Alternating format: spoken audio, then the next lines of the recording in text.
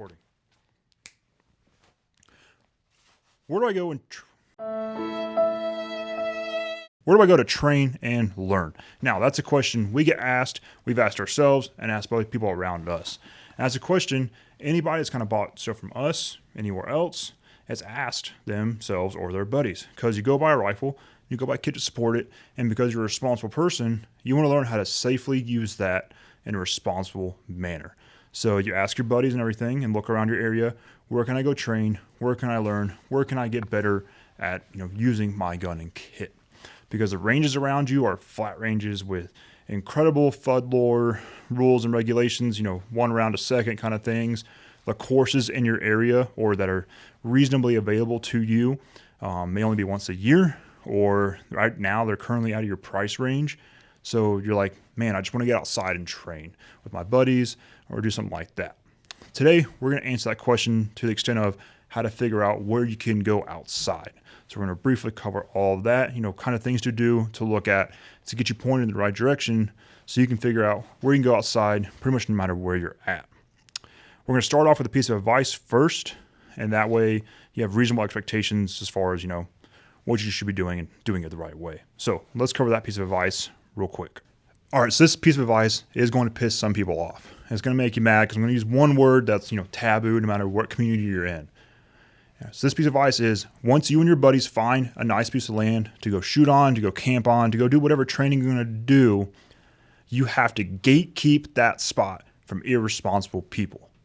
Irresponsible people. I want to hit on that a lot more and extrapolate upon why I'm talking about gatekeeping it from other people, especially the irresponsible people. The moment you find a nice spot, you're taking care of it. You're being a good, caretaker of the national forest. You're practicing leave no trace. You're leaving it nicer than you found it, or at least trying to, making that actual attempt. The moment people that aren't going to care about that come up there, that spot's gone. All too many times here in Colorado, I've seen it happen where people start going up to the nicer areas. Not even nicer areas, just spots you've had and you've enjoyed quite a bit, because if just access somehow increased, somehow people found it out, somehow somebody that really shouldn't know about that area or shouldn't be using it the way they're using it found about that area, and now it's trash. They're bringing cars up, they're bringing fridges up, they're bringing TVs up, they're bringing windows up, all sorts of things are being brought up, having bonfires, and there's trashing the area. This applies to not just shooting, but like camping, everything like that. One of the worst things to happen in the outdoors is influencers. Just think about it that way. Because once you start letting people that really don't know what they're doing or care to put the effort in, the area is ruined. So you have to understand who you're letting know, where you're going once you find it. Make sure it stays taken care of. Hopefully you understand where I'm coming from when I say gatekeep. I don't like to say gatekeeping because it's rough. It's harsh. Because nobody should be told they can't exercise their 2A rights at the end of the day. But you have to understand what you're doing, who can go up there, and what they can do to that land, because it's very likely that land will get shut down at a certain point. And I've seen it happen here in Colorado in the mountains. So just want to get that out of the way before we go into how to find that spot you're going to keep to yourself. All right, so getting outside is actually pretty easy. It can be a little daunting at first, though. And we want to get outside because that's where we can practice all our practical skills and practical shooting. And we can also do all those fieldcraft things that are really neat and cool to watch and do. So we want to get outside. First thing you want to do is pull up a map of your state or area online that shows national and state level forests, parks, BLM land.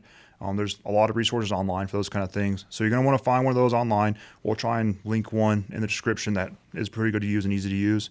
But you want to find that first, and then about 2-hour driving distance from you, start looking at those areas within about 2 hours.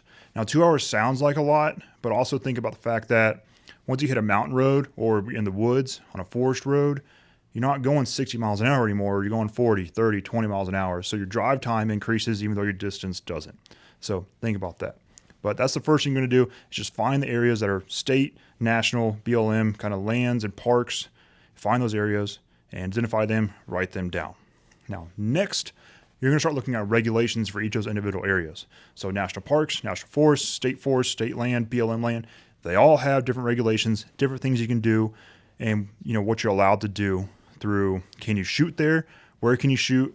Where can you not shoot? Can you have fires? Can you camp? Do you need a permit to camp? Can you take your vehicle on there?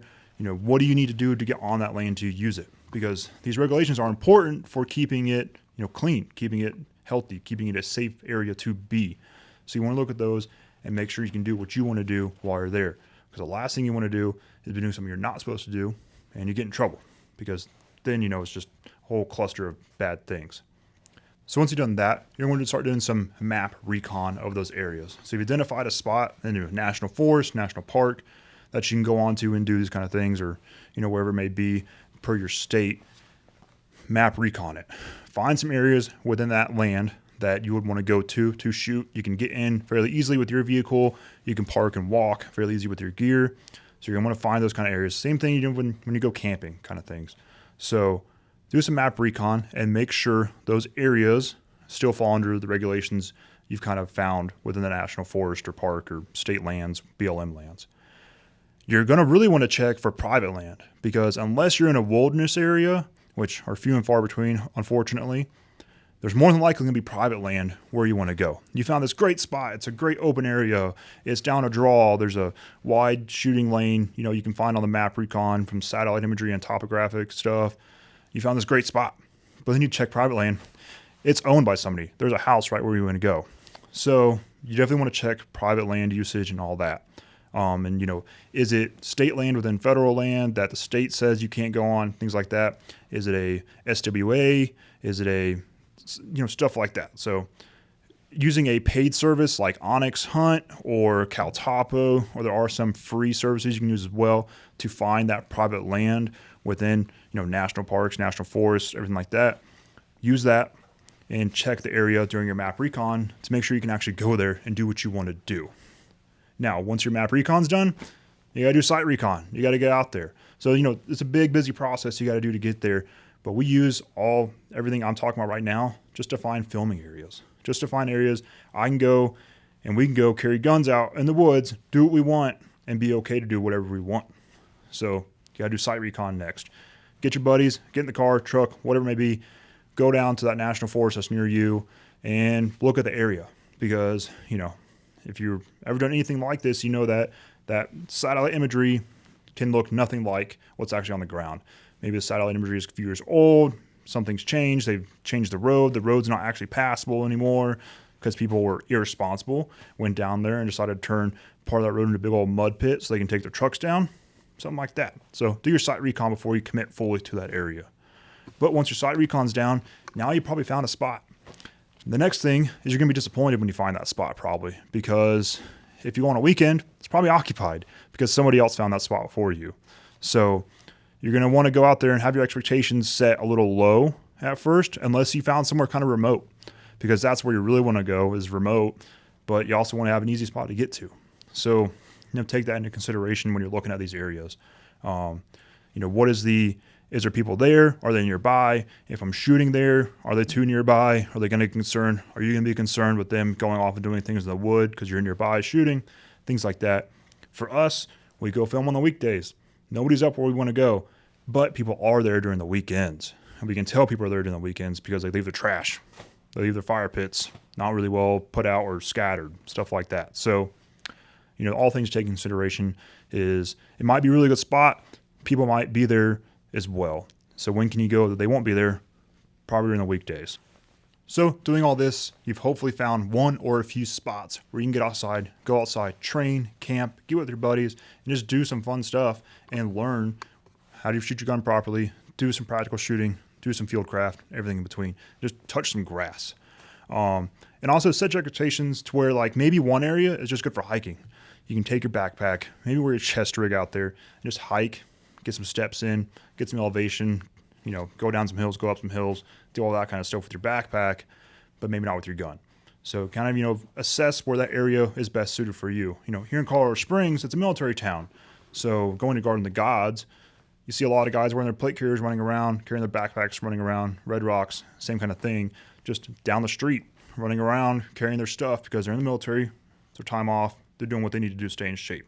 So understand that is something you can do. You can get outside, just wear the most basic of stuff. I would not go out in your combat uniforms and with your full camo pack and paint it up and walk down the road and trying to just train, because more likely somebody's going to call the cops on you. But you can go out to the mountains and do that. You can go out to national park and do that just fine. Everybody else around you. And somebody might look like, why do you have a camo backpack? But, that's all you got on you. You're not packing a, AR or something like that. So hopefully you can find some spots by doing this. Take your time, really look at those maps, really look at the areas, look at private land, look at the routes in, look at the routes out, do your due diligence, and then get out there and have some fun with some site recon and just getting out there and having fun out in the wild. But I'm going to reiterate again, be responsible. Do not go out there, try to cut down trees with your handgun, your AR, whatever it may be. Just be responsible citizens. Use that land responsibly. Some of you are probably going like, oh, this guy really likes the rules. Well, I like him when it means I get to use the stuff more than once. So remember that.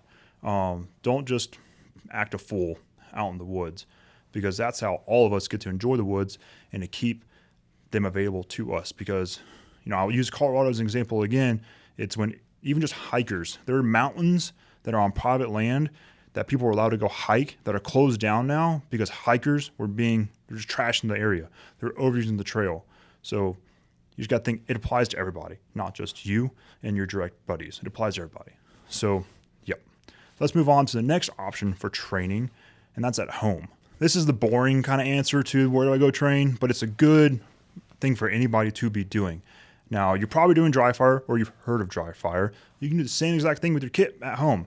Whether you're in a house with some sort of backyard that's hopefully a little private, or you have a basement, or just in your house in general, or you have an apartment where you have enough room to kind of move around, you can throw your kit on, load it up, and just move around in your kit. Because that's one of the biggest things you got to learn how to do, is just wear your kit and move around it. See what's a pinch point. Make sure your pouch is laid out properly. Is it adjusted right on your body? Does your gun sit right with your kit?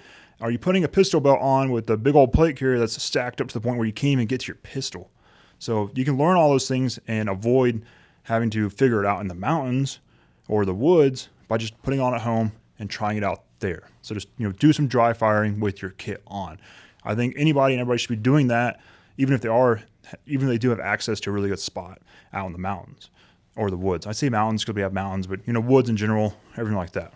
So at home, just put your kit on, walk around, do some chores. Chores are a good one because sometimes you're in chores, you're doing movements you don't normally do otherwise. So you can really learn, is that plate carrier adjusted right? If I'm moving around this way, am I wearing it right? Things like that. So yeah, at home. Another thing about home is because, the trend's kind of gone down a little bit, but everybody loves the whole CQB master race kit kind of thing. Everybody thinks they can do CQB. At home, you can practice that and learn how much CQB sucks, especially when it's by yourself. But because you probably have a home defense gun laying around, a pistol or shotgun or rifle, and maybe even some level of home defense kit, here's a good training idea you can do.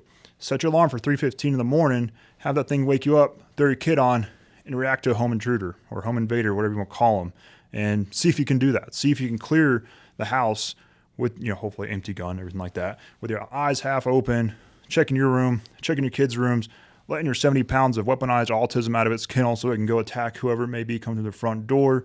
Just in general, getting from your bed to the front or back door.